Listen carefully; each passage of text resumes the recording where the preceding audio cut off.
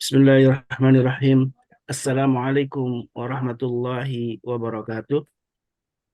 Waalaikumsalam warahmatullahi wabarakatuh. Alhamdulillahilladzi 'allama al-Qur'an khalaqal insana 'allamahul bayan. Asyhadu an la ilaha illallah wa asyhadu anna Muhammadan abduhu wa rasuluh.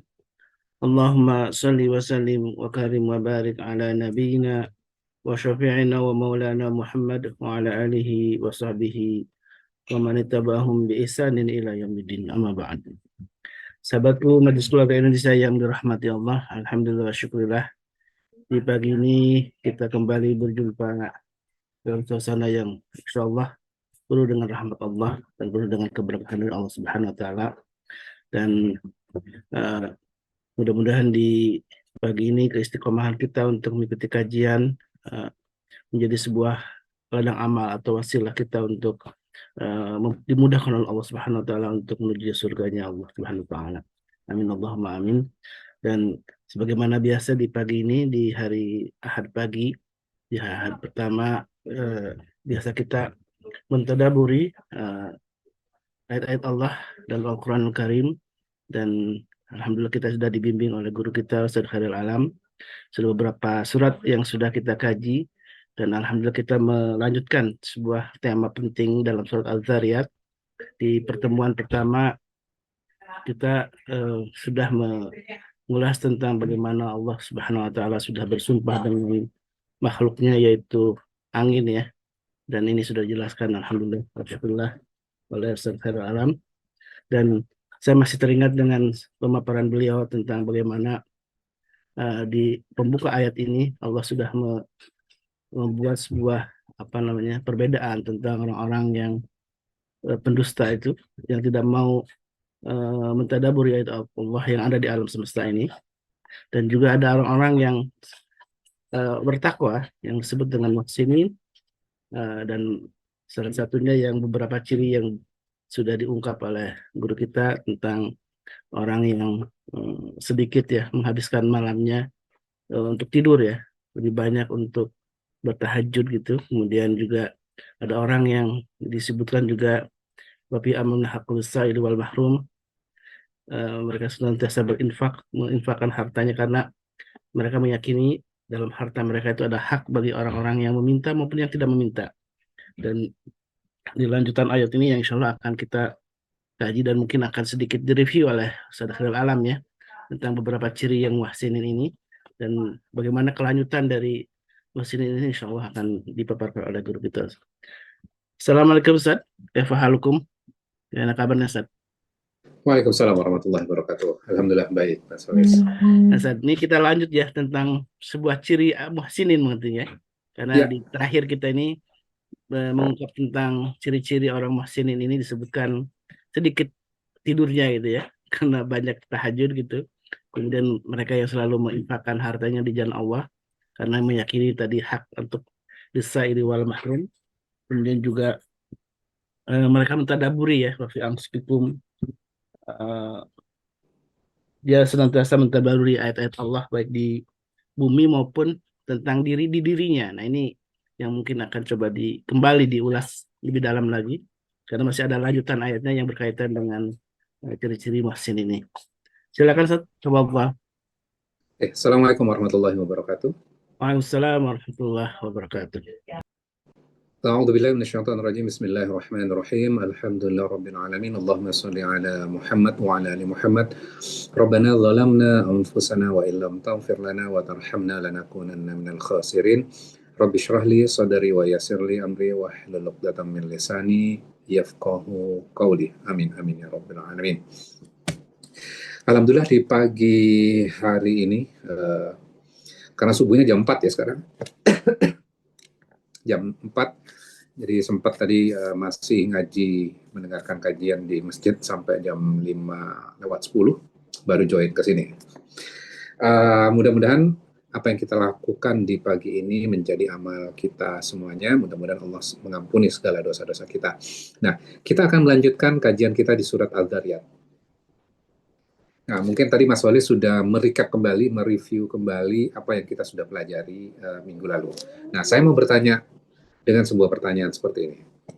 Ketika kita sudah menyelesaikan surat Adz-Dzariyat, tadi mungkin sekitar 20 ayat ya, kita 2 kali pertemuan di surat Adz-Dzariyat ini, kira-kira ketika kita melihat alam ini, kita melihat angin, dan dengan perantaran angin itu kita melihat impact-nya adalah ada hujan yang diturunkan Allah, berarti membagi-bagikan rezeki. Kita melihatnya dengan cara yang sama sebelum kita memahami Quran, atau kita sudah melihat dengan cara yang berbeda? Cara yang berbeda ya, Ustaz ya. Dengan cara yang Jadi, berbeda. Ya, harusnya kita dengan menggunakan cara yang berbeda. Jadi, kita melihatnya dengan kacamata Quran sekarang. Jadi bukan hanya kejadian angin yang berhembus sepoi-sepoi, kemudian mengenai diri kita, kemudian kita merasakan kesejukannya, merasakan nyaman. Enggak. Kita berpikir tentang apa? Oh, ini Allah yang ngatur ya. Oh, Allah ini yang mendesainnya. Oh, hujan ini Allah sedang membagi-bagikan rezeki ya. Kemudian ada debu-debu. Oh, Allah pengen mengirimkan sesuatu nih, perantaran angin ini. Jadi kita melihatnya dengan cara yang berbeda. Kemudian apalagi yang kita bisa lihat? Innakum lafi qawlim mukhtalif. Sungguh manusia itu benar-benar berada pada perkataan, idealisme, pandangan, sudut pandang yang berbeda-beda. Ya. Kayak sekarang ketika kita ngelihat politik, ada yang pilihannya berbeda, ada yang satu memaparkan visi misinya, dan yang lain dengan mengcounter dengan yang lain. Kira-kira Allah sudah menentukan nggak pemenangnya siapa? Allah tahu nggak? sudah sudah ada di Lauh Mahfuz. Ya, sudah tahu gitu ya. Tinggal kita berjuangnya saja kan. Ya, karena presiden itu kan pasti cuma satu ya. Ya, sudah ditentukan cuma satu, nggak mungkin dua dan nggak mungkin tiga ya. Ini Mas Solis ya. Jadi manusia itu innakum lafi qaulin mukhtalif, berada pada perkataan, idealisme, pemahaman yang berbeda-beda. Bahkan kalau kita melihat diri kita 10 tahun yang lalu dengan diri kita sekarang berbeda nggak? Yang kita anggap dulu benar, sekarang udah bergeser tuh kebenarannya.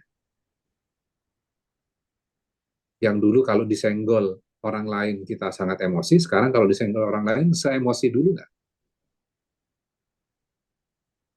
Memaafkan, Ustaz. Insya Ya, Allah.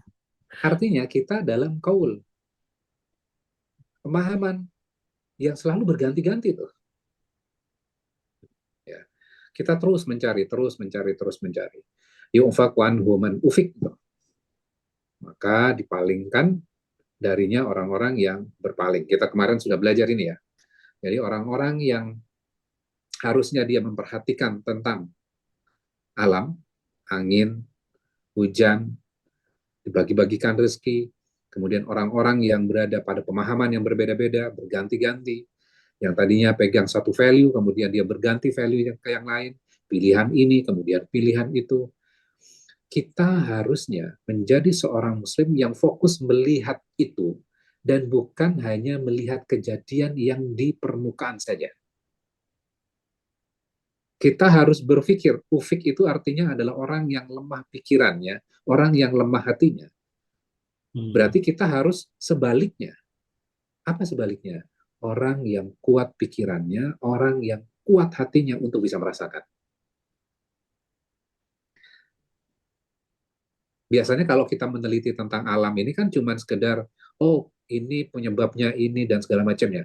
Namun kita melalui surat Adz-Dzariyat ini harus bisa melihat apa yang dibalik itu semuanya. Bukan seperti zaman model sekarang. Kita sudah ke alam, sudah ke gunung, ke laut, healing, lihat air terjun, ya. Kemudian snorkeling, ada yang diving. Jangan terlalu sibuk dengan apa? Selfie. Kemudian setelah selfie, upload. Kemudian setelah di-upload, fokus kepada komen-komen orang. Nah, itu yang terjadi pada kehidupan kita sekarang. Akhirnya fokus kita terdistract tuh. Yang harusnya memperhatikan tentang alam dan merenungkan, kemudian berpikir, ya, akhirnya sibuk memperhatikan komen-komen orang. Termasuk dalam hal ibadah juga nggak? Iya. Ya, perhatikan tuh sekarang, ketika umroh, ketika pertama kali melihat Ka'bah, bukan miss, bukan berterima kasih kepada Allah, tapi apa yang terjadi? Konten dulu gitu loh, selfie dulu. Saya tidak mengatakan dilarang ya, enggak. Tapi kita fokus memperbaiki kualitas diri kita, gitu ya. Karena kalau misalnya kita fokus kepada hal itu, dan akhirnya kita meninggalkan yang utama. Yang utama itu apa? Merenungkan, ini kenapa ya? Allah sedang memberikan tanda-tanda apa? Nah, harusnya kita berpikir ke arah sana. Oke, kemudian kita lihat sekarang ayat ke berapa tuh ya? Kita ulangi dari ayat 16. Ya. Sebelum itu Ustaz, mungkin jamaah silakan untuk membuka mazhabnya ya. Ya. Biar saling ada terjemahannya, biar saling kita bisa membacanya, terjemahannya, kemudian dikaitkan dengan nanti penjelasan dari Ustaz. Ya, oke. Mas Waris mungkin bisa bantu share ini ya. Surat Ad-Dariyat ayat 16 ya. 16.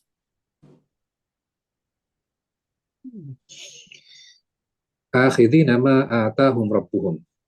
Mereka mengambil dari apa yang Tuhan mereka berikan. Jadi ini adalah apa yang akan terjadi di surga. Setiap pemberian Allah itu kita akan mengambilnya.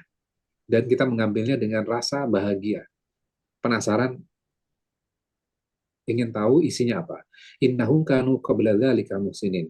Mereka itu, orang-orang yang dimasukkan ke dalam surganya Allah itu, mereka sebelum itu, berarti kehidupan di dunianya, mereka adalah muhsinin.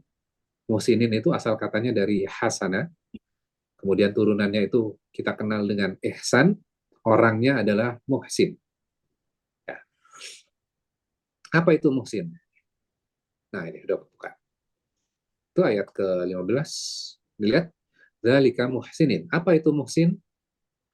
Maka kalau kita belajar Quran seperti ini, supaya kita tahu makna dari muhsin, tinggal baca ayat-ayat sebelumnya atau ayat setelahnya.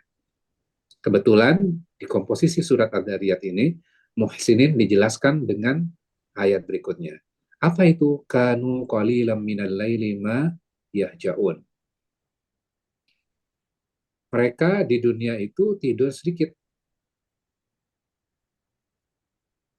Ya.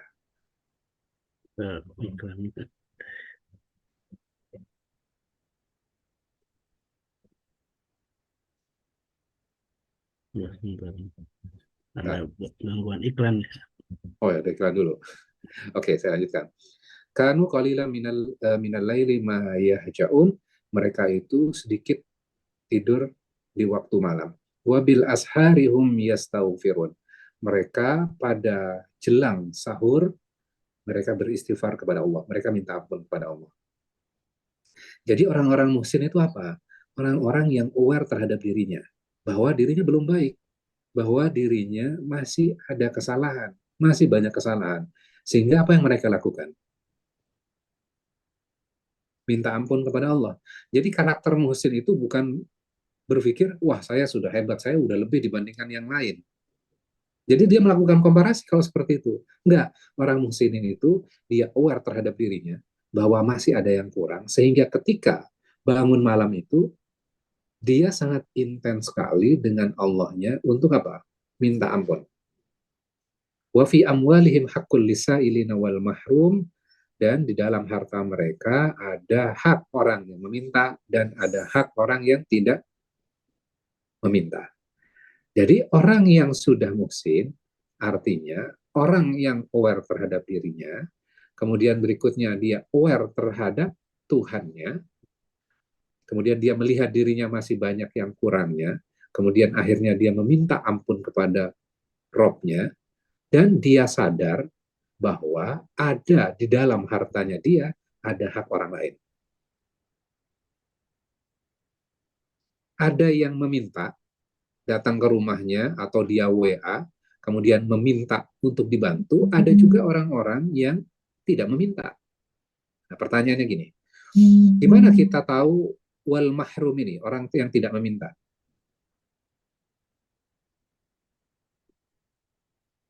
Melihat kondisinya saja.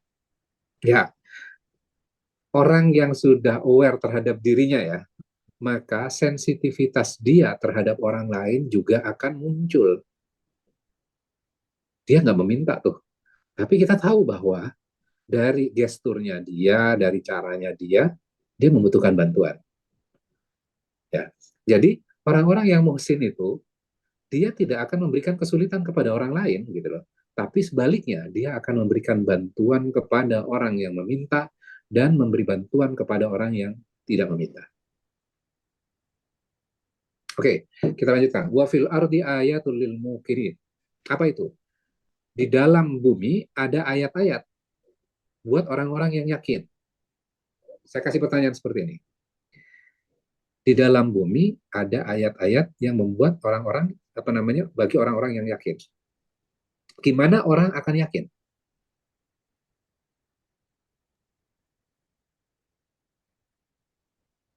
Sebagai sebuah Kira-kira gimana? keinginan.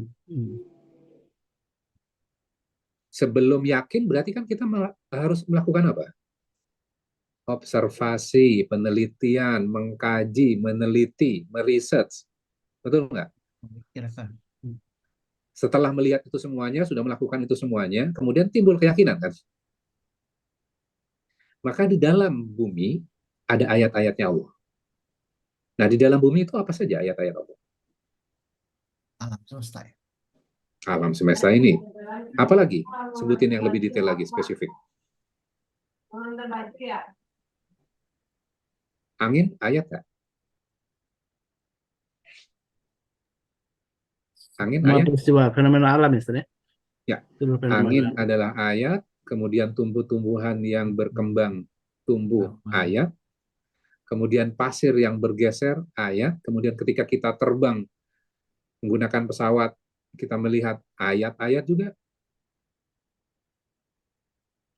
Berarti semua ya? Semua. Terus manusia yang ada di bumi ayat nggak? Ayat juga. Terus kita lanjutkan. 21. Wa fi anfusikum, dan pada diri kalian. Masih nyambung dengan ayat sebelumnya tuh ya. Wa fil ardi ayatul lil muqinin wa fi anfusikum, dan pada diri kalian juga ada ayat.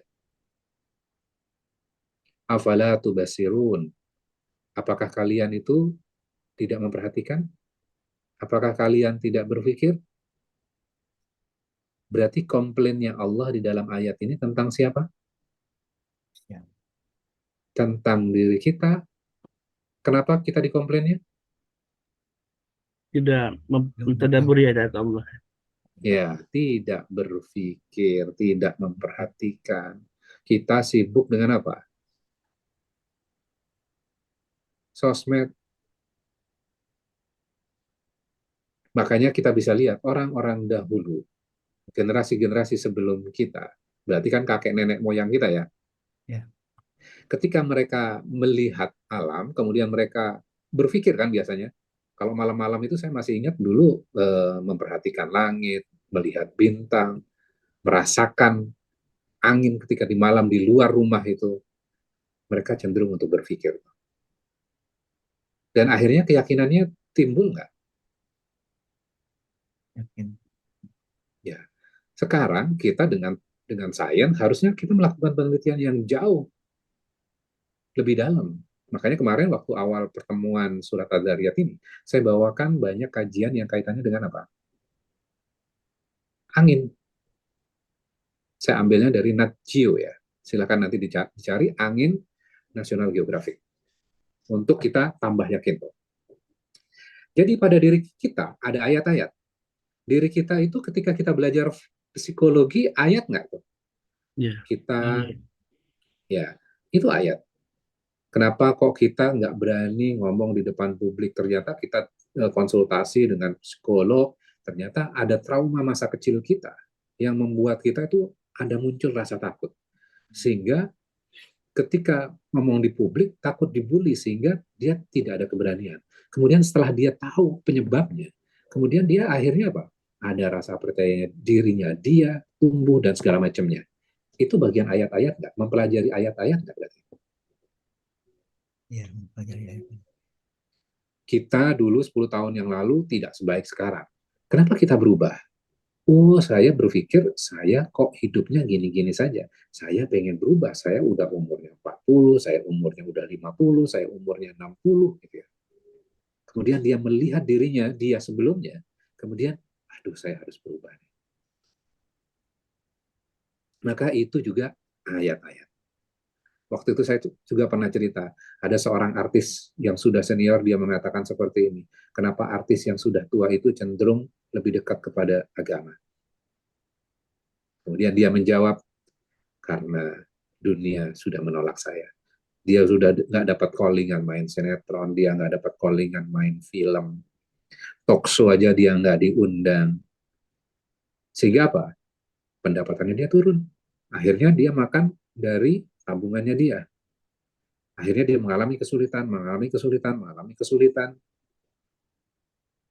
Kemudian akhirnya dia mengatakan, hanya Tuhan saya yang mengerti tentang diri saya. Dan hanya Tuhan saya yang mau menerima saya apa adanya. Teman-teman saya yang kemarin sudah menjauh dari saya semuanya. Berarti wa fi anfusikum ada ayat-ayat ya.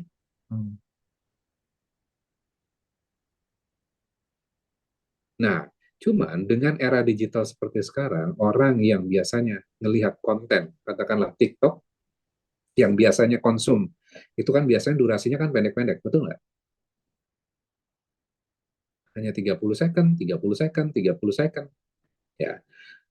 Belum kita cerna 30 second, kita swipe lagi. Masuk dalam otak kita, konten baru lagi. Belum sempat kita cerna, swipe lagi. Dan tidak terasa, udah 30 menit. Udah nggak kerasa, udah 1 jam. Akhirnya apa? Penuh kepala kita, belum sempat memprosesnya, belum sempat berpikirnya, belum sempat melakukan riset dan penelitian apakah ini benar atau salah. Kita sudah penuh kepala kita, dan akhirnya pola berpikir kita sangat tergantung dari short form itu, sehingga kita tidak punya passion, tidak punya kesabaran untuk melihat konten dan mengkaji sesuatu dengan durasi yang lebih panjang. Terjadi pada zaman kita sekarang.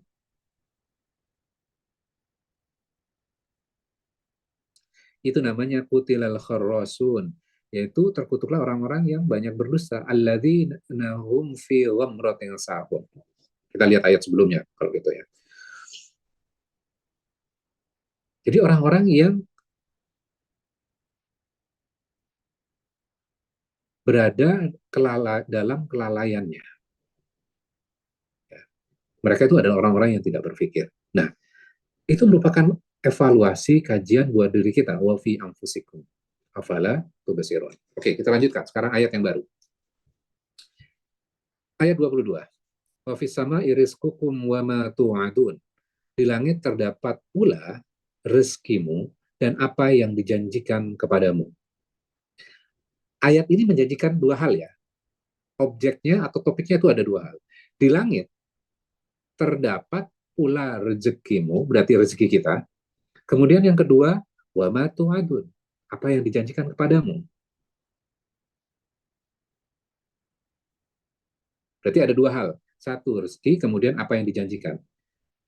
Kemudian kita lihat, kira-kira ayat berikutnya itu akan bercerita tentang kisah Nabi dan Rasul sebelumnya. Hubungannya dengan wafi anfusikum, wafi sama'i rizqukum wa ma tu'adun, kira-kira apa? Kita lihat ya. Fa wa rabbis sama'i wal ardi innahu lahaqqum mithla ma annakum ta'tiqun. Maka demi Tuhan langit dan bumi, sesungguhnya apa yang dijanjikan kepadamu pasti akan nyata terjadi seperti yang kamu ucapkan. Terus berikutnya, 24. Hal ataka hadithu dhaifi Ibrahim al-mukramin? Apakah sudah sampai kepadamu, munya mengacu, kanya itu mengacu kepada Nabi Muhammad, kisah tentang Nabi Ibrahim yang dimuliakan? Kira-kira jawabannya apa ini? Apakah sudah sampai belum kisah Nabi Ibrahim?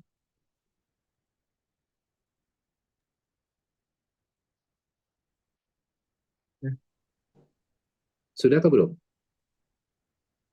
Belum, Ustaz. Makanya diberitahu sama Allah gitu ya. Ya, ya, oke. Di ayat-ayat sebelumnya, di surat-surat sebelumnya sudah belum? Sudah. Ya. Namun Allah membuka dengan hal ataka. Apakah sudah sampai? Hadithu dhaifi Ibrahim al-Mukramin. Apakah sudah sampai? Artinya apa? Diawali dengan kata pertanyaan atau kalimat pertanyaan seperti ini. Artinya bahwa ekspektasinya adalah walaupun kamu sudah tahu, walaupun kita sudah tahu, maka mindset kita Allah akan menceritakan sesuatu yang spesifik lagi. Akan menekankan value yang berbeda lagi. Dan pasti yang akan diceritakan ini akan ada korelasinya dengan ayat-ayat sebelumnya. Tentang konsep bahwa di langit itu ada rezeki kita. Gini, kalau kita memahami konsep di langit ada rezeki kita, kira-kira itu abstrak, pemahaman konsepnya abstrak atau real? Real ya. Hujan Ya, berupa hujan pun itu adalah salah satu rezeki ya, Ustaz. ya, oke. Nah, kalau hujan itu rezeki, ya betul. Tapi ada hal yang lain nggak yang rezeki kita itu ada di langit? Maka untuk memahami konsep, itu kan konsep kan sebenarnya. Rezeki kita ada di langit. Gimana caranya kita memahami? Oke, hujan kita bisa memahami karena fisikal. Ya. Kalau misalnya kaitannya dengan anak, kemudian kaitannya dengan rezeki kita, pekerjaan dan segala macamnya, gimana kita memahaminya, menghubungkannya?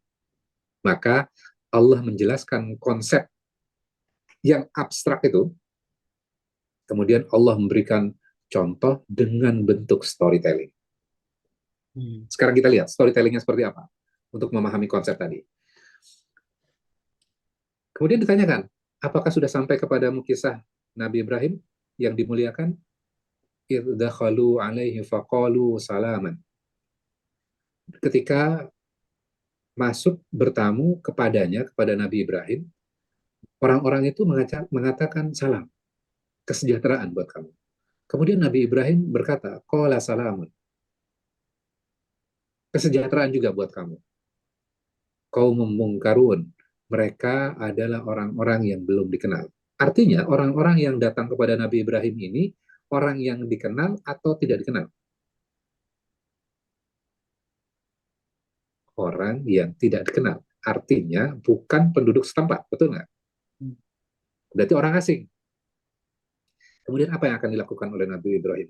Farawa ila ahlihi faja'a bi'ijalin samin. Kemudian dia Ibrahim pergi diam-diam ke belakang menemui keluarganya. Lalu datang kembali dengan membawa daging anak sapi yang gemuk, yang sudah masak. Artinya, dia ngomong sama anggota keluarganya, berarti sama istrinya, di belakang.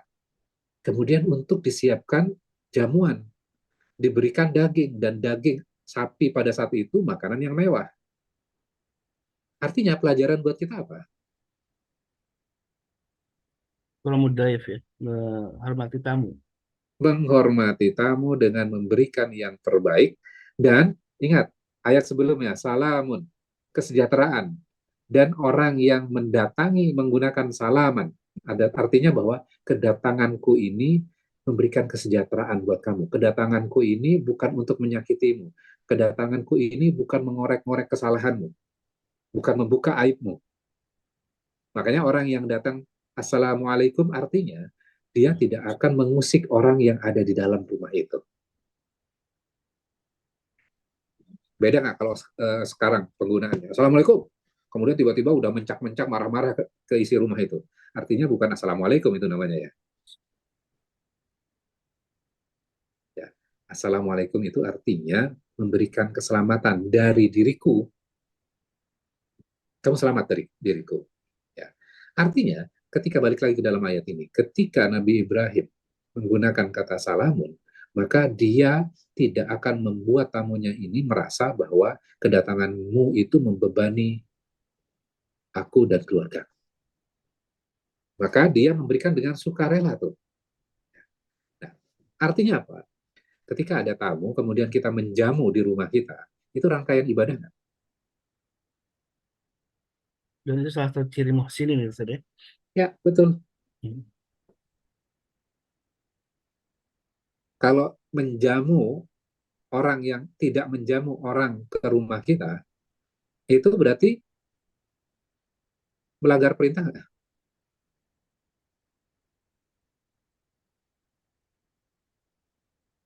Kita melanggar tauladan, gitu ya. Maka yang harus kita lakukan adalah kalau ada orang ke rumah, maka jamulah dengan yang terbaik. Ya, jadi ini kan value yang kita terima dari kakek nenek moyang kita ya biasanya ya. Oke, kita lanjutkan. Faqarrabahu ilaihim. Lalu dia menghidangkan kepada mereka. Qala ala taqulun. Namun apa yang terjadi? Mereka itu tidak menyentuh makanan itu. Kemudian Nabi Ibrahim itu mengatakan, mengapa kamu tidak mau memakannya? Kira-kira kalau ada tamu datang ke rumah kita, kemudian kita suguhkan dengan makanan yang terbaik, kemudian tamu itu tidak mau menyentuhnya. Kira-kira kita mulai agak khawatir nggak? Kita akan khawatir. Maka ayat berikutnya, fa'aujasa minhum khifah, qalu la takhaf. Kemudian Nabi Ibrahim muncul rasa takut terhadap mereka, tamunya ini. Kemudian tamu itu mengatakan, qalu la takhaf, janganlah kamu takut. Berarti tamunya sensitif sekali ya terhadap responnya dari Nabi Ibrahim. Ya. Wa basyaruhu bi ghulamin alim. Kemudian tamu-tamu itu mengatakan, mereka memberi kabar gembira kepadanya, nyanyi mengacu kepada Nabi Ibrahim dengan kelahiran seorang anak yang sangat berilmu. Yang kita kenal dengan namanya Ishak. Berarti ibunya Ishak siapa?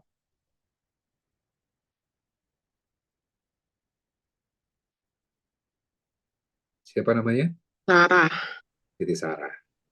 Jadi, tamu-tamu ini, yaitu malaikat-malaikat itu, memberikan kabar kepada Nabi Ibrahim tentang istrinya itu akan melahirkan.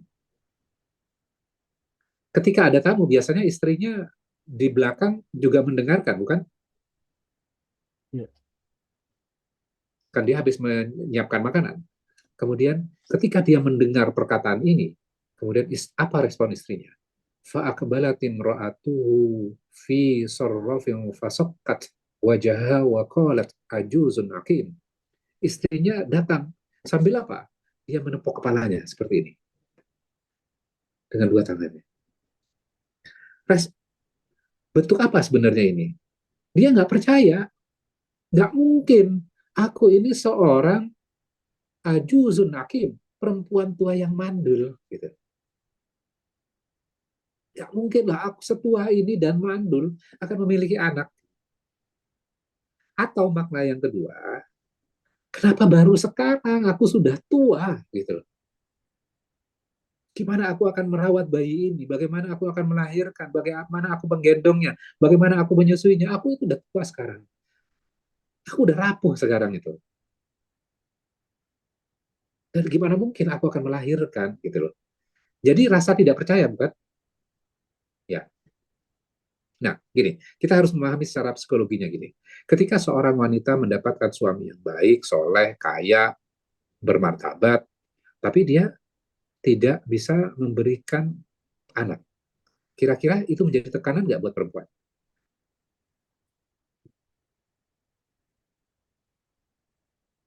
Tentu, itu akan memberikan sebuah tekanan. Ya. Jadi dia udah memiliki segalanya, tapi dia tidak bisa memiliki anak. Maka respon dari ibu atau nenek moyang kaum muslim ini kan Siti Sarah ya. Karena dari Siti Sarah itu kan banyak nabi dan rasul ya. Dia mengatakan ajuzun hakim. Aku seorang perempuan tua yang mandul. Kemudian qalu kadzalik. demikianlah. Mereka berkata, demikianlah Tuhanmu, qala rabbuk, Tuhanmu berfirman, innahu huwal hakimul alim. Dia maha mengetahui, maha bijaksana, dan maha mengetahui. Allah tahu kok tentang diri kamu. Jadi Allah alim, dan Allah hakim, maha bijaksana. Baru kali ini Allah memberikan kepadamu rezeki ini. Nah, hubungannya wasama dengan di dalam eh, apa namanya, di langit itu ada rezeki kita, dengan story ini kira-kira apa? Ada ketentuan di Lauh Mahfuz ya, bahwa semuanya Ya, sudah diatur oleh Allah. wa fis sama'i rizqukum itu adalah sebuah konsep. Di langit itu ada rezeki kita, maka Allah mengkisahkan kepada kita storytelling, dan storytelling ini adalah story yang benar, bagaimana proses rezeki yang di langit itu kaitannya dengan anak. Itu contohnya saja. Allah turunkan berita itu dari langit, dan Allah turunkan rezeki itu dari langit. Jadi ternyata ada korelasinya ya. Kisah bagian episode kisahnya Nabi Ibrahim ini dengan Siti Sarah yang didatangi oleh malaikat dimunculkan di dalam surat ini, dan isinya hanya sekelumit karena beberapa ayat saja. Tidak seperti kisahnya Nabi Yusuf ya, lebih dari 100 ayat. Di sini hanya sekelumit saja untuk menjelaskan konsep wafis sama iris hukum. Nabi Ibrahim itu soleh nggak? Beribadah nggak? Istrinya juga beribadah nggak? Setiap doa mereka dari bumi itu akan naik ke langit, ya. Kemudian di langit itu berproses, kemudian setelah berproses maka Allah turunkan rezeki ke bumi kembali. Jadi amalan-amalan kita yang di bumi ini naik ke langit, naik ke langit. Wasama idzatil hubuk, di langit itu ada jalan-jalan, ada mekanismenya, ada sistemnya. Seperti hujan. Awalnya air itu ada di bumi, naik ke langit, membentuk awan, berkumpul makin tebal, kemudian digeser perlahan-lahan oleh angin, kemudian baru diturunkan lagi ke bumi untuk mengatur semua urusan-urusan. Sama logikanya dengan setiap amal kita di Qiyamul Lail, istighfar kita, kemudian sedekahnya kita yang kita berikan kepada orang lain, itu adalah amalan-amalan bumi, kemudian itu akan naik ke langit, kemudian ketika di langit, apa yang terjadi? Itu berproses di langitnya, kemudian akan diturunkan kembali menjadi rezeki kita. Seperti yang diberikan kepada Nabi Ibrahim dan istrinya, yang awalnya mereka tidak memiliki anak dari Siti Sarah ini, kemudian Allah dengan mudahnya memberitakan kepada mereka, kamu akan memiliki anak.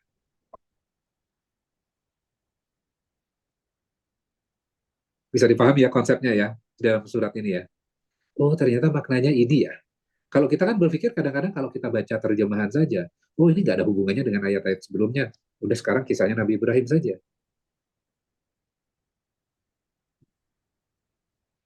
Ternyata ada korelasinya. Jadi sebuah surat di dalam Al-Quran itu satu paket gitu ya. Kita harus memahami itu dengan satu logik gitu ya. Karena itu satu paket. Nggak mungkin nggak ada hubungannya. Mungkin saja kita tidak memahami korelasinya. Kita belum memahami korelasinya. Tapi kalau makin kita belajar, ternyata ada korelasinya tuh masing-masingnya. Oke, sampai di sini ada pertanyaan sebelum kita lanjutkan? Jadi kalau wafis sama iris kukum sebenarnya kita tidak perlu harus khawatir saja dengan rezeki gitu ya. Apa Ya. ada pesan seperti itu ya? Karena sudah ditetapkan gitu ya. Dan kita harus melakukan ikhtiarnya. Maka ikhtiarnya apa? Istighfar. Tadi kan? Hmm. Terus ikhtiar yang kedua apa? Membagikan rezeki yang ada pada diri kita. Kemudian berikutnya apa? Berpikir. Setelah berpikir kan berusaha tuh pastinya. Hmm. Ya, gitu. Oke. Kita Jadi lanjutkan. kalau saya bertanya mungkin kalau makna wafi ampusikum apala tubsirun itu bermakna jika dengan ikhtiar tadi ya. Ya, betul. Hmm. Karena kan ada sistemnya, mencari kemudian mendapatkan. Nanti kita berikutnya selalu dalam dunia itu selalu berpasangan. Kamu usaha, ada hasilnya. Usaha, ada hasilnya. Siang, malam, gelap, terang. Semua berpasang-pasangan. Oke. Berikutnya. Berarti wa fis sama iris hukum sudah terjelaskan. Kemudian apa wa ma tu'adun di ayat 22? Dan apa yang dijanjikan? Kita lanjutkan. Qala fama khatbukum ayyuhal mursalun. Dia Ibrahim bertanya, apa urusan pentingmu wahai para utusan? Setelah selesai dengan topik memberikan kabar gembira, Nabi Ibrahim bertanya, apa urusan pentingmu wahai para utusan? Qalu inna ursilna ila qaumin mujrimin. Mereka menjawab, sesungguhnya kami diutus kepada kaum yang berdosa. Ini mengacu kepada kaum Lut. Berarti Nabi Lut dengan Nabi Ibrahim itu semasa nggak? Ya, satu masa ya. Satu masa. Terus berikutnya. Linursila alaihim hijaratam min tin, agar kami menimpakan kepada mereka dengan batu-batu yang berasal dari tanah liat, min tin. Oke. Terus berikutnya, musawwamatan inda rabbika lil musrifin, yang ditandai oleh Tuhanmu untuk membinasakan orang-orang yang melampaui batas. Berarti batu-batu yang berasal ya dari miltin, dari tanah, kemudian ditandai. Artinya kalau ditandai dikasih nama nggak tuh?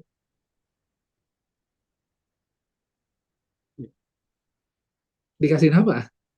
Kayak batu itu misalnya ini namanya si Fulan, kemudian ini si X, si Y, si Z. Ketika dilemparkan, spesifik akan kena kepada yang punya nama nggak? Iya, betul. Ya, tidak akan meleset. Artinya, orang-orang yang akan diazab ini, ya, itu spesifik. Yang darob kalil musrifin, yaitu orang-orang yang musrifin, orang-orang yang melampaui batas. Ini kan orang-orang yang melakukan apa sih sebenarnya? LGBT kan? Ya. Itu mereka bukan hanya melakukan secara private, tapi mereka melakukan itu secara terang-terangan dan mengkampanyekan hal itu menjadi publik. Jadi bukan personal gitu, tapi menjadi konsumsi publik, dan mereka memviralkan itu, mereka mengkomunikasikan itu. Terjadi pada zaman Nabi Lut dan terjadi pada zaman kita sekarang? Terjadi, Ustaz. Iya, Terjadi. Berarti itu bagian ayat-ayat nggak? iya, bagian ayat-ayat. Bagian ayat-ayat. Zaman dulu terjadi, zaman sekarang terjadi. Sama nggak berarti? Sama, Secara objeknya? Sama. sama. Sama-sama. Berarti kita harus melihatnya dari kacamata, oh itu juga bagian ayat ya.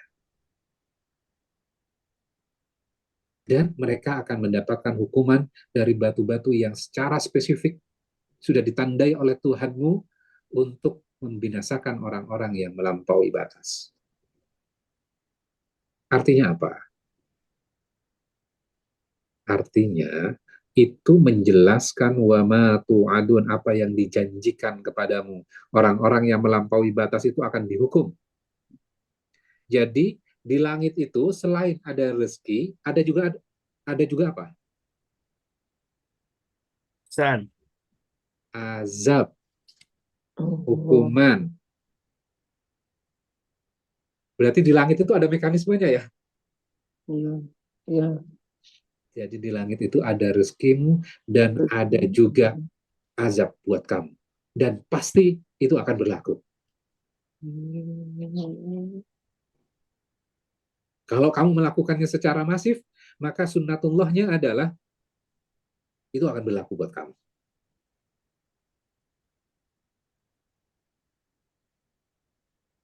Berarti udah terjelaskan ya, wa fis sama iriskukum wa ma tu'adun, melalui story ini ya.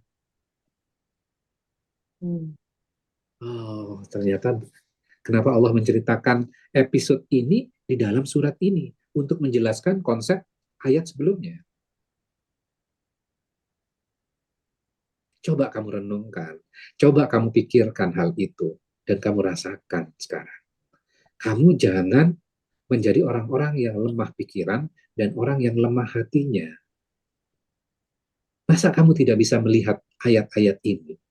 Allah sedang menceritakan kepada kita histori masa lalu. Wa fi anfusikum, di dalam diri kamu manusia ada sejarah umat-umat sebelumnya. Kenapa kamu nggak memikirkan?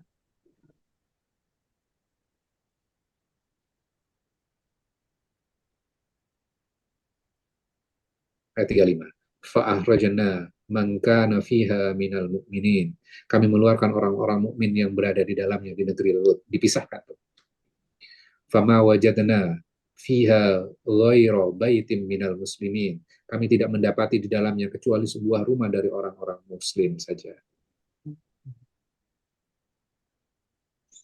Wa tarakna fiha ayatan lilladzina yakhafuna al-'adzabal alim. Kami meninggalkan suatu tanda ayat di negeri itu bagi orang yang takut azab yang pedih. Kalau orang berpikir kemudian melihat sebuah kaum yang diazab, kemudian timbul rasa takutnya, berarti dia sudah merenungkan ayat kan? Iya.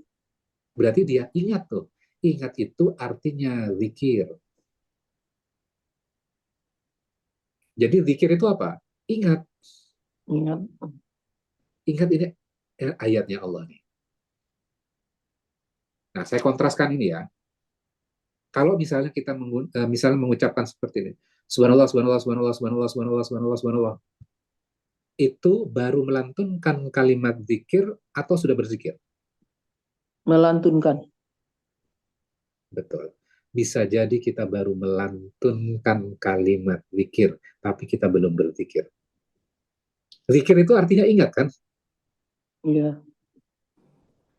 Artinya yang perlu digugah itu rasa pikiran kita dan hati kita.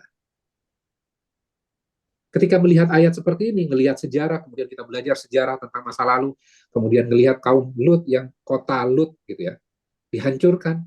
Oh, ini ada tanda-tanda ayat-ayat Allah. Berarti ayat-ayat Allah itu ada di dalam Quran, ada di luar Al-Quran. Kalau kita memahami ayat ini.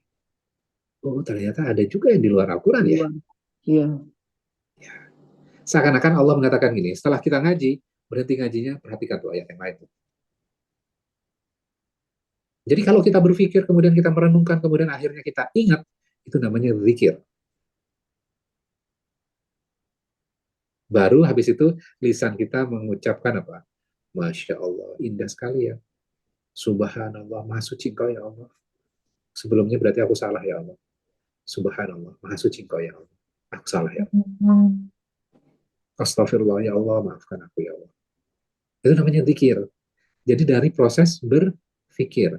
Kalau orang berpikir, akan muncul yakin. Waktu itu minggu lalu saya kasih contoh.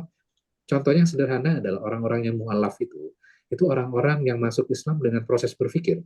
Betul nggak? Iya. Ketika mereka berpikir, akhirnya belajar Islamnya sangat kuat, sangat intens nggak? Iya. Ya, sedangkan kita Muslim dari lahir, belajar Islamnya so-so saja atau sekuat dengan orang yang mu'alaf tadi? Rata-ratanya kita lebih rendah. Kenapa? Kita belum sampai level yakin tadi loh. Ya udah dah, pokoknya orang tua saya Muslim, saya Islam juga lah. Oh, harus sholat, ya udah saya sholat saja. Oh, bulan puasa, Ramadan puasa, ya udah saya puasa. Oh, apa namanya, taraweh, ya udah saya ikut taraweh. Akhirnya apa? Ya cuma sekedar ikut-ikut saja. Belum sampai level saya butuh itu. Nah, berarti kan itu butuh keyakinan ya. Sama halnya kalau misalnya sedekah akan dibalas 7 kali lipat, akan dibalas 700 kali lipat. Ada nggak di dalam ayatnya? Ada dalam surat Al-Baqarah tuh.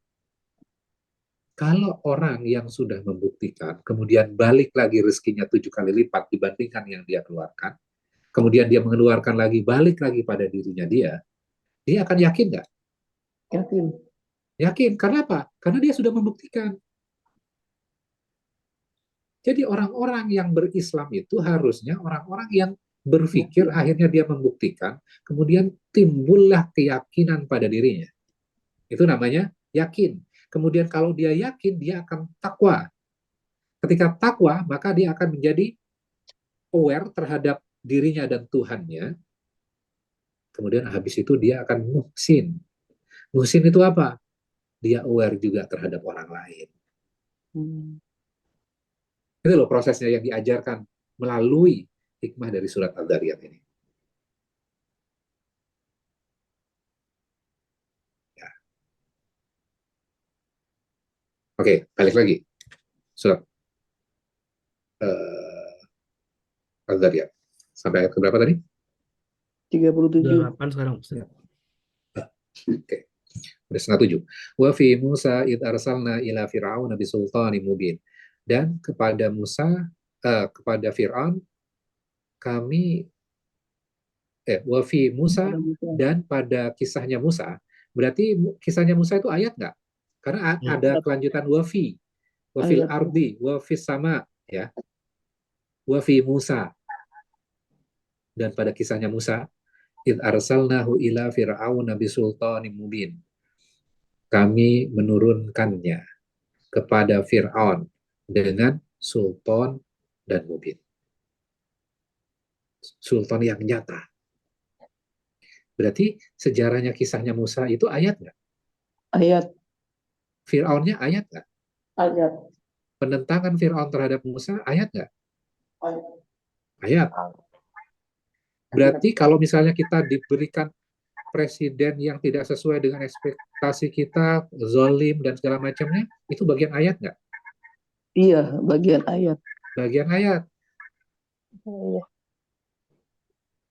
Oh, berarti kita harus memahami itu dengan kacamata Quran ya, kalau seperti itu. Ada yang jujur, ada yang tidak jujur, itu ayat. Fir'aun sangat kejam sekali, membunuh bayi laki-laki. Ayat nggak itu? Ayat. Ayat. Jadi ini ketika kita belajar ini, pikiran kita itu dibawa melalui Quran, kemudian kita berpikir dengan kacamata Quran. Oh, wa fi Musa, dan dalam Musa ada ayat tuh. Kemudian kami menurunkannya kepada Fir'aun dengan bukti yang nyata. Nah, Fir'aun dikasih bukti yang nyata berarti ya ini ya. Sultan. Buktinya Nabi Musa sultannya apa? Membelah air laut ya. Ya, tongkat yang berubah Tongkat menjadi menjadi ular, ular. tongkat yang bisa membelah lautan. Oke, kita bahas sedikit ini. Ketika Nabi Musa, umatnya Nabi Musa, termasuk Fir'aun, melihat hal itu, kita lihat yang muslimnya dulu ya. Melihat tongkat yang membelah lautan, melihat tongkat berubah menjadi ular. Mereka menyaksikan mujizat nggak? Iya. Iya. Menyaksikan mujizat. Dan Ketika orang yang sudah menyaksikan mujizat secara langsung, maka dia akan sangat kagum, dia sangat amazed dengan hal itu. Kemudian step berikutnya, dia akan selalu berulang-ulang menceritakan kepada anak cucunya nggak? Ya, sampai anak cucunya bilang gini, cucunya bilang, "Kek, masa cerita itu lagi? Bosan, Kek." Tapi buat kakeknya membosankan nggak? Tidak. enggak. Tidak. Karena dia merasakan ada di momen itu loh. Sedangkan cucunya ada pada momen itu nggak? Tidak. Enggak ada. Tidak. Karena dia hanya diceritakan. Berarti levelnya berbeda ya. Paling berbeda. Menyaksikan dengan tidak menyaksikan. Oke? Artinya apa? Orang yang menyaksikan keimanannya itu akan berbeda dengan orang yang tidak menyaksikan langsung. Betul nggak? Betul. Ya, oke. Kemudian di sini dijelaskan sultan gitu ya. Bukti. Nah, sekarang gini, ketika kita berbicara tentang umatnya Nabi Muhammad, mukjizat Nabi Muhammad itu apa? Yang diberikan Allah kepada Nabi? Al-Quran. Quran. Berarti Al-Quran. mukjizat itu ada di Quran ya? Iya. Setiap orang bisa merasakan mukjizat itu nggak? Bisa. Jadi bukan hanya diceritain saja. seperti kakek tadi menceritakan kepada cucunya. Maka Nabi Muhammad mukjizatnya bukan tongkat. Kalau tongkat kan cuma satu ya. Masanya pada masa itu ditunjukkannya. Kalau Quran ditunjukkan setiap masa nggak? Iya. Ya. Kemudian ketika Al-Quran bercerita tentang angin, kemudian kita baca penelitian dari National Geographic atau penelitian dari lembaga riset yang lain, kemudian kita amazed dengan hal itu. Wow, luar biasa ya. Ada yang meneliti, orang non-muslim meneliti jasadnya Fir'aun. Di dalam Al-Quran dikatakan bahwa Fir'aun itu jasadnya dipelihara untuk menjadi ayat, menjadi bukti. Kemudian diteliti oleh orang Prancis yang tidak beragama Islam. Kemudian dia akhirnya meneliti jenazah Fir'aun ini, kok bisa utuh sampai zaman kita sekarang. Kemudian ada yang mengatakan kepada dia, ada kok di dalam Al-Quran bahwa jasadnya akan dipelihara sebagai bukti. Ah, masa sih? Kemudian dia pergi ke Arab, meneliti tentang Quran, belajar tentang Quran. Akhirnya apa? Gara-gara dia meneliti tentang Fir'aun, dia sampai kepada konklusi Al-Quran, kemudian akhirnya dia mengambil sebuah kesimpulan, Quran ini benar, ini berasal dari Tuhan. Gak mungkin Al-Quran ini berasal dari manusia. Akhirnya dia berislam.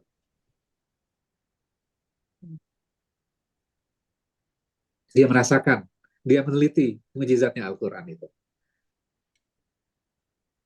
Kemudian kita lihat ayat ini, oh dalam Musa ada ayat. Kemudian dia meneliti di dalam Al-Quran ini, oh tentang Musa, tentang Fir'aun yang diawetkan. Akhirnya dia sampai pada sebuah kesimpulan karena penelitiannya dia, akhirnya dia levelnya yakin, kemudian dia masuk Islam. Berarti dia melihat ayat Quran dulu atau melihat ayat di luar Al-Quran dulu? Yang saya ceritakan tadi, peneliti dari Perancis tadi. Melihat ayat di luar Al-Quran. Melihat ayat di luar Al-Quran. Itu juga ayat Allah kan? Ya. Ya. Wa fi Musa idza rasalnahu ila fir'auna bisultanin mubin. Ketika kita mendengar ayat ini, kita melihat kacamata yang berbeda lagi. Ya Allah, dalam kisahnya Musa ada ayat Engkau ya Allah. Dalam Fir'aun juga ada ayat Engkau. Kau berikan bukti yang nyata, yang jelas. Itu juga ayatmu juga ya Allah. Fatawalla biruknihi wa qala sahirun au majnun. Kemudian Fir'aun berkata, sahirun, dia seorang penyihir. Musa itu seorang penyihir. Au majnun, dia juga orang gila. Siapa yang mengatakan ini? Fir'aun. Fir'aun. Terjadi nggak? Ini kan dikisahkan kepada Nabi, betul nggak? Iya. Nabi dikatakan sahir dan majnun. Sama nggak? Iya. Sama. Iya. Jadi akan ada model orang-orang seperti itu. Ketika Selalu berulang orang-orang ini. seperti itu mengulang hal yang sama, oh sama ya. Oh itu juga ada ayat-ayat ya di dalamnya.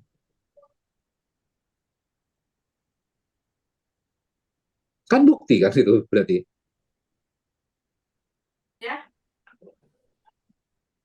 Dan hiburan kepada Nabi kan.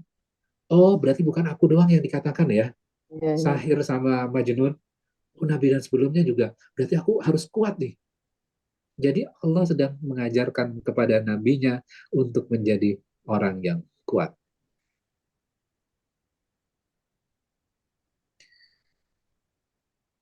فَأَخَذْنَاهُ وَجُنُودَهُ فَنَبَذْنَاهُمْ فِي الْيَمِّ وَهُوَ مُلِيمٌ. Maka kami menghukumnya, berarti menghukum Fir'aun beserta bala tentaranya, lalu kami menenggelamkan mereka ke dalam laut dalam keadaan melakukan perbuatan yang tercela. Wahwa mulim, mereka itu tercela. Ini menjelaskan ayat sebelumnya enggak? Ya, menjelaskan ayat sebelumnya. Wa fis sama'i rizqukum wa ma tu'adun. Kamu nggak lihat tuh? Allah membuktikan janjinya. Dan itu pasti terjadi. Kalau kamu melihat langit, melihat angin, dan kamu membuktikan itu, maka azab yang ditimpakan kepada manusia itu juga pasti akan terjadi. Nih buktinya, aku kisahkan kepada engkau.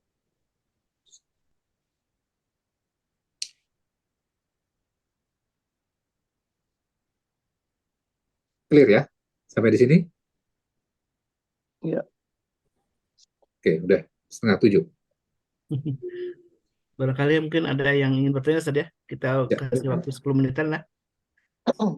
Sekitar 10 menit insya Allah, atau 5 menit, 10 menit, yang ingin mengkonfirmasi. Barangkali ada hal-hal yang ingin di-sharing atau ingin ditanyakan seputar surat Al-Dzariyat ini. Karena ini pertemuan yang kedua nih, Saudara. ketiga. Alhamdulillah. Kedua, Ustaz. Baik, silakan. Ada yang ingin di-share, ingin ditanyakan? Ah ya, Bu Sri. Silakan. Assalamualaikum Pak Ustadz. Waalaikumsalam warahmatullahi Pak Ustadz, ini dalam rangka menetapkan di hati bahwa janji Allah itu pasti, yang tadi diberi seperti kebaikan-kebaikan yang ke langit, ke atas gitu ya Pak Ustadz, nanti ibarat nanti seperti awan yang jatuh kepada kita lagi. Itu kan mempunyai syarat, berarti kan kebaikan kita ya Pak Ustadz. Dalam arti itu harus ikhlas, harus semata-mata karena Allah. Dan kalau misalnya kita masih bodoh gitu ya Pak Ustadz, kebaikan-kebaikan itu tidak murni gitu ya. Misalnya ya setan selalu mendompleng di niat-niat baik kita kan Pak Ustadz. Nah itu apakah itu bisa dijadikan sebagai bentuk kekuatan di hati, ini janji Allah pasti, atau itu rusak gitu? Itu satu Pak Ustadz. Kedua, pertanyaan saya, konsep Allah mempergilirkan dalam arti diberi kelapangan dan diberi keterbatasan, itu kalau kita lihat dari ayat ini, di mana saya bisa membacanya di yang seperti itu gitu Pak Ustadz. Demikian Pak Ustadz, mohon penjelasannya. Jazakumullah khair. Oke. Pertanyaan pertama, rusak amal karena nggak ikhlas. Kira-kira seperti itu ya, sederhananya. Nah, gini. Ya, mungkin masih ilmunya belum bagus, jadi ya ada rusaknya gitu loh Pak Ustadz. Mungkin ikhlas tapi masih belum murni atau apa gitu ya. Oke. Ini kita melihatnya gini. Wa fi anfusikum, dan pada diri kita itu ada ayat afala tubsirun. Kenapa kamu nggak memperhatikan? Oke, sekarang gini, kita melihat ayat yang sama, saya kasih penjelasan yang berbeda. Gini, ketika kita melihat diri kita, kemudian kita beramal. Ya. Ketika kita beramal, katakanlah sedekah. Biasanya kita beramal sedekah dulu diajari orang tua kita. Dulu kan biasanya dititipin uang 100 perak tuh. Kalau Jumatan biasanya dititipin tuh. 100, masukin ke masjid ya nak.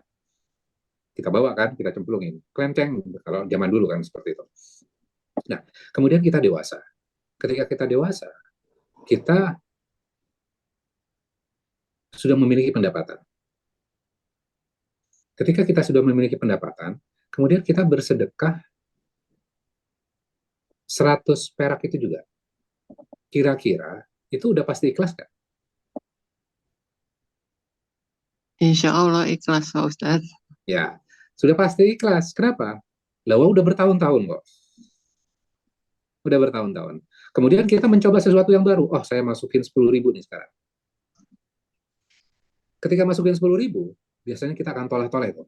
Wah, yang lain masih 100 nih. Saya udah 10.000.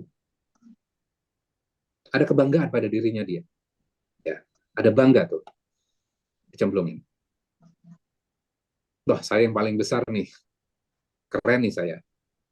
Berarti ada nggak ikhlasnya ya? Ya, Ada rasa ada bangganya riaknya. dia. Ada riaknya. Oke. Kalau dalam tahapan belajar, nggak apa-apa. Oke, lakukan 10.000 itu Jumat yang akan depan. Berikan 10.000 lagi. Terus. Sampai setahun. Kira-kira rasa setelah setahun berbeda nggak dengan rasa pertama kali nyemplungin? Berbeda, yang dirutinkan itu menghilangkan riak insya Allah Pak Ustadz. Iya, berarti kan sudah ikhlas tuh. Artinya iya. ikhlas itu proses, betul nggak? Iya, betul, Pak. Berarti proses. Kemudian sedekah sekarang, 100, sekarang 500.000. Wah, sedekah 500.000 nih sekarang. Kita memulai episode baru kan ini. 500.000 gitu. Lembaran 100 ribuan, 5 dimasukin. Ikhlas nggak untuk pertama kali? Hmm, Rata-ratanya enggak. Kemudian kita didakwahi. Kalau nggak ikhlas itu percuma amalannya. Kan kadang-kadang seperti itu tuh. Enggak, lakukan saja. Kalau saya lakukan saja. Lama-kelamaan kita akan belajar tahapan ikhlas di 500.000. Kalau 100.000 kita sudah ikhlas, 100, 500 kita sudah ikhlas. Kalau 500.000 kita belum ikhlas, kita belajar 500.000 ikhlasnya. Nah, berarti kan kita melihat diri kita. Kemudian, oh ternyata proses belajar ikhlas seperti itu ya. Apakah sebelum-sebelumnya nggak diterima? Kan Allah maha mengetahui, Allah maha bijaksana. Ya Allah, hambamu ini sedang belajar. Maafkan aku ya Allah. Kira-kira Allah terima nggak? Terima. Cuman di diri kita berpikir, aduh amalan saya nggak diterima, saya mending nggak melakukan itu. Itu namanya bisikan setan, itu bisikan iblis. Supaya apa? Kita berhenti melakukan amal. Kita ragu-ragu terhadap amal kita. Itu adalah keraguan-raguan yang dibisikkan oleh iblis, oleh setan. Kalau amal itu nggak baik, Allah tahu nggak kalau manusia itu nggak sempurna? Tahu nggak? Tahu. iya, iya. Allah tahu bahwa kita nggak sempurna. Tinggal kita ngakuin saja. Ya Allah, kemarin amalnya nggak sempurna. Masih ada nggak ikhlasnya? Maafkan aku ya Allah. Aku Iya. melihat diriku yang sebelumnya aku nggak ikhlas. Maafkan aku ya Allah. Wa fi anfusikum, dan pada diri kalian. Afala tubsirun. Sekarang kita dikomplain Allah, kenapa kamu nggak berpikir? Sekarang saya berpikir, ya Allah, saya nggak ikhlas kemarin ya Allah. Maafkan aku ya Allah. Sudah memenuhi kualifikasi ayat ini nggak? Sekarang kita sudah berpikir, aduh Iya, iya. kemarin saya kata-kata saya nggak benar ya Allah, maafkan aku ya Allah. Sekarang aku berpikir kemarin aku salah ya Allah. Nah itu kan berpikir juga. Jadi dia berpikir Hmm, tentang dirinya. Jadi orang yang berpikir tentang dirinya, kemudian dia aware terhadap dirinya, kemudian dia berprasangka baik terhadap Tuhannya, maka itu masuk definisi muhsin. Tapi kalau dibisikkan oleh setan kemudian percaya, nggak mungkin Allah menerima amal saya. Loh berarti berprasangka buruk terhadap Allah kan? Iya. Maka Allah sesuai dengan prasangka hambanya. Oke, kamu berprasangka bahwa Allah nggak menerima amal kamu, aku aminkan itu. Nah itu kan yang bahaya. Iya. Iya. Itu yang berbahaya kan. Nah, Toh Allah menyatakan di dalam ayat ini apa? Allah itu maha bijaksana. Allah jangan minta kita, ya Allah aku minta adil. Wah, kalau kita minta diadilin dengan keadilan ya Allah, yang amal-amal kita yang kemarin nggak ikhlas itu diputusin apa? Nggak diterima. Tapi ya Allah, Engkau maha bijaksana. Engkau bijaksana ya Allah. Nah, kita minta kebijaksanaan Allah kan. betul, Pak Ustadz. Kadang di dunia aja gitu ya. Ini sama kadang-kadang sama Pak Polisi kan di jalan. Pak, mohon kebijaksanaannya. Iya, saya salah ya. Pak, tapi mohon kebijaksanaannya. Kita bukan dengan Pak Polisi nih. Kita dengan Allah. Ya Allah, aku salah ya Allah. Kalau kita minta diadilin sesuai dengan amalan kita, ya banyak buruk ya kan. Maafkan Iya. aku ya Allah. Maka ketika ibu tadi merasa bahwa masih ada tidak ikhlasnya, itu bagus sebenarnya. Berarti sadar kan? Ketika sadar, maka ketika qiyamul lail, ketika waktu sahur, itu beristighfar, ya Allah, belum ikhlas ya Allah, karuniakan keikhlasan. Terima amal kami ya Allah. Mohon ampun ya Allah. Enak kan? Iya. Kira-kira gitu, Bu. Terus yang kedua tadi saya agak lupa tentang apa ya? Eh, misalnya Allah sedang lapangkan atau Oh, batasi rizki, itu kalau dilihat dari surat ini seperti apa kita memandang gitu Pak Ustadz. oke. Allah lapangkan, kemudian kadang Allah tahan rezekinya. Waktu itu kita sudah kaji di surat yang lain ya. Jadi intinya gini, ketika Allah lapangkan, ada orang-orang yang mengatakan Allah sedang memuliakanku. Kemudian ketika Allah menyempitkan rezekinya, orang-orang itu mengatakan di surat Al-Fajr tuh, orang itu mengatakan bahwa Allah sedang menghinakanku. Ya. Ternyata dua-duanya salah. Ketika diberikan rezeki, sebenarnya itu ujian. Ketika disempitkan, itu juga ujian. Dua-duanya ujian, kan? Iya. Maka mindset kita ketika dilapangkan, itu juga ujian. Ketika disempitkan rezekinya, itu juga ujian. Namanya kalau orang ujian, kalau dilapangkan itu kan karena bukan amalnya dia kan sebenarnya. Bukan kerjaannya dia. Bukan hasil pikirannya dia. Betul nggak? Ya karena dia Iya. dikasih saja. Cuman kadang ketika orang dilapangkan rezekinya, kemudian dia bekerja misalnya di sebuah perusahaan, kemudian dia berpikir melakukan inovasi ini, melakukan inovasi itu, kemudian berhasil. Kemudian rezekinya jadi banyak.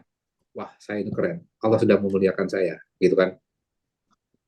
Tapi lama-kelamaan dia akan berpikir keberhasilan saya ini karena usaha saya. Padahal itu ujian.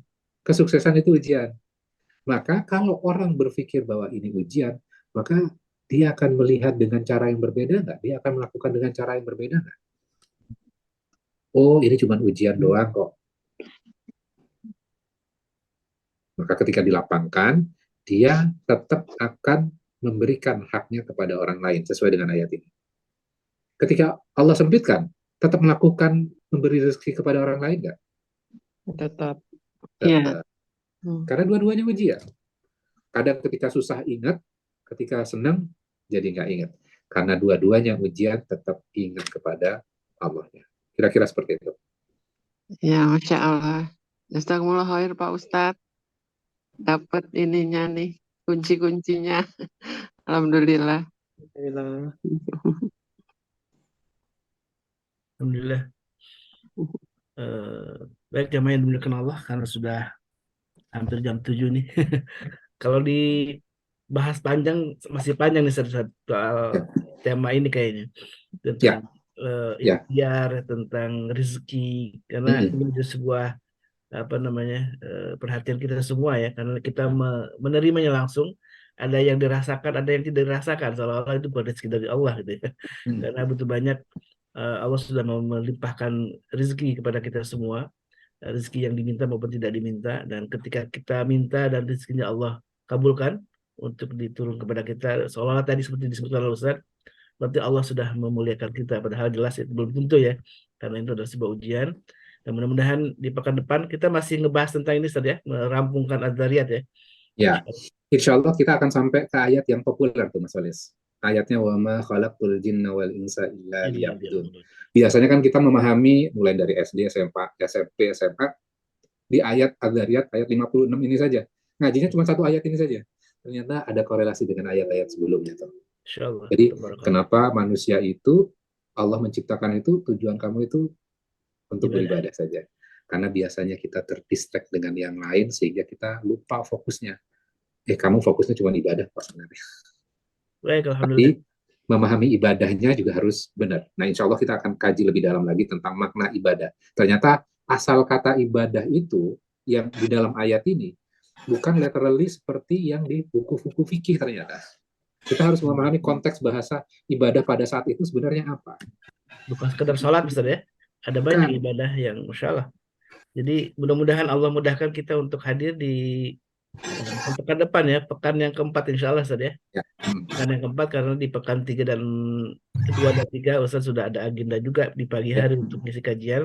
Jadi kita harus bersabar nih untuk menunggu kembali berjumpa dengan Ustaz Hairil di pekan keempat insya Allah di bulan ini, dan mudah-mudahan Allah sampaikan kita ada usianya, ada kesehatannya, dan ada waktunya. Dan itulah sebuah rezeki sesungguhnya, kenikmatan yang harus kita syukuri kita bisa mentadaburi ayat Allah, di salah satunya di surat Al-Dzariyat, dan kita akhirnya makin sadar, dipacu untuk tidak hanya mentadaburi ayat-ayat Allah dalam bentuk Al-Quran, tapi juga ayat-ayat Allah dalam fenomena alam, dan juga tentang diri kita. Karena disebutkan dalam ayat ini, wa fi anfusikum afala tubsirun, dan di dalam diri kamu, apakah kamu lihat tidak memperhatikannya. Baik, alhamdulillah, syukurillah. Mudah-mudahan apa yang sudah disampaikan Ustaz Khairil Alam menjadi sebuah pahala ya, yang amal jariah bagi Ustaz sendiri. Dan jazakallah khairan katsira, dan bagi kita semua mudah-mudahan mendapatkan sebuah pencerahan ya, pencerahan yang akan kita bawa dalam memperbaiki diri kita, karena ujung-ujungnya kajian tadabbur itu adalah bukan hanya sekedar ilmu ya, tapi juga adalah amal yang kita praktekkan. Karena itulah apa yang bisa kita lakukan di dunia ini adalah kita memperbanyak amal soleh, dan itu menjadi bekal kita di akhir kelak. Baik, alhamdulillah wa syukurillah, lagi-lagi kita bersyukur kepada Allah Subhanahu wa taala atas semua nikmat ini, dan mudah-mudahan Allah karuniakan kemudahan kita untuk selalu beramal soleh. Dan salah satu amal soleh yang disebutkan tadi dalam surat ini adalah berinfak ya Ustaz ya, karena disebutkan juga dalam surat Al-Baqarah ayat 261 ya, karena infak itu diibaratkan sebuah pohon, sebuah buah gitu ya, sebuah biji yang kemudian melahirkan 7 bulir, dan kemudian dari bulir itu ada biji lagi sampai 100, dan itulah Allah melipat gandakan pahala bagi orang yang berinfak di jalan Allah. Dan itulah kesempatan kita untuk memperbanyak sedekah, dan itulah bagian dari orang-orang yang muhsinin, yaitu orang yang memang menyadari bahwa Allah itu adalah ada di dekat kita, dan Allah itu akan membalas semua kebaikan kita dengan balasan yang berlipat-lipat. Alhamdulillah, lagi-lagi kita ucapkan terima kasih atas semua nikmat ini, dan jazakallah khairan. Sekali lagi semua keberkahan ini menjadi sebuah nikmat yang harus kita syukuri. Mari kita tutup kajian ini dengan doa kafaratul majlis. Subhanakallahumma wa bihamdika asyhadu an la ilaha illa anta astaghfiruka wa minkum. Wabillahi taufiq wal hidayah. Assalamualaikum warahmatullahi wabarakatuh. Waalaikumsalam warahmatullahi wabarakatuh. Allahumma arhamna bil Qur'an waj'alhu lana imaman wa nuran wa hudan wa rahmah. Allahumma zakkirna minhu ma nasina وعلمنا منه ما جهلنا وارزقنا تلاوته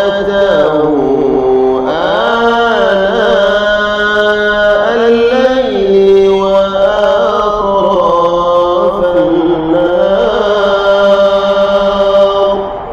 واجعله لنا حجة يا رب العالمين.